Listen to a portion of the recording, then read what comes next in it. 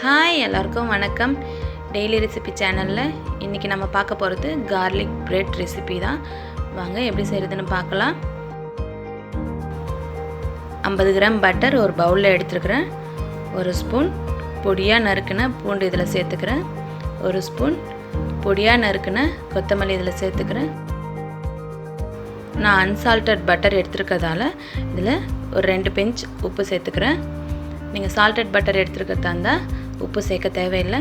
இப்போ இதை நல்லா மிக்ஸ் பண்ணி விட்டுக்கலாம். இதை நல்லா மிக்ஸ் பண்ணி விட்டு எடுத்து வச்சுக்கோங்க.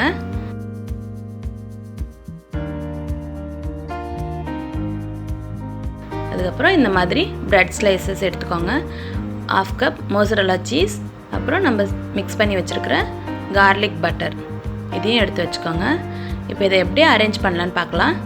ப்ரெட்டில் ஒரு சைடு கார்லிக் பட்டரை ஸ்ப்ரெட் பண்ணிக்கோங்க. இன்னொரு ஸ்லைஸ் எடுத்து அதில் மோசரல்லா சீஸ் ஸ்ப்ரெட் பண்ணிக்கோங்க. உங்களுக்கு தேவைன்னா ஒரிகானோ, சில்லி ஃப்ளேக்ஸ் இந்த மாதிரி ஏதாவது ஸ்பைசஸ் நீங்கள் ஆட் பண்ணிக்கலாம். இப்போ ஒரு ஸ்லைஸ் மேலே இன்னொரு ஸ்லைஸ் எடுத்து வச்சுக்கோங்க.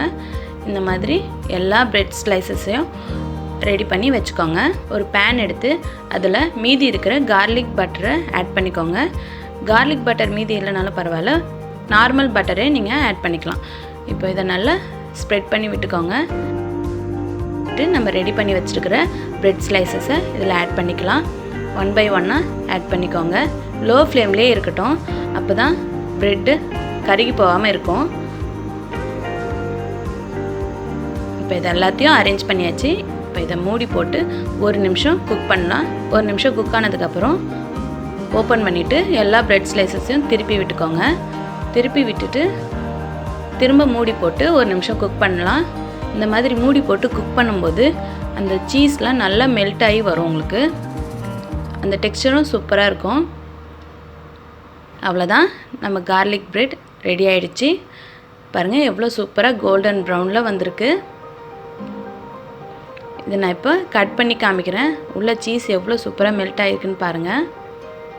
பாருங்கள் எவ்வளோ சூப்பராக வருது. இதை நம்ம நார்மல் ப்ரெட்லேயும் செய்யலாம். நான் நார்மல் ப்ரெட்லேயும் செஞ்சுருக்கிறேன், அதையும் உங்களுக்கு காமிக்கிறேன். பாருங்கள் எவ்வளோ சூப்பராக வந்திருக்கு. நீங்களும் இந்த ரெசிபியை செஞ்சு பாருங்கள்.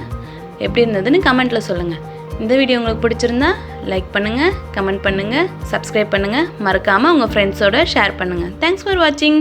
ஹாப்பியாக இருங்க, லைஃப் என்ஜாய் பண்ணுங்கள்.